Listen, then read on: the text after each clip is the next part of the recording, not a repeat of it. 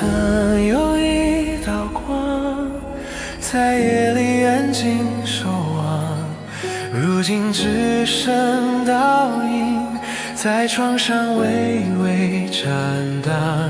谣言像雾失控，吞没了他的时空。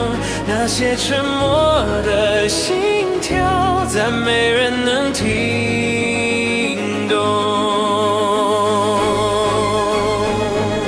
光为何会坠落？谁又把真相紧锁？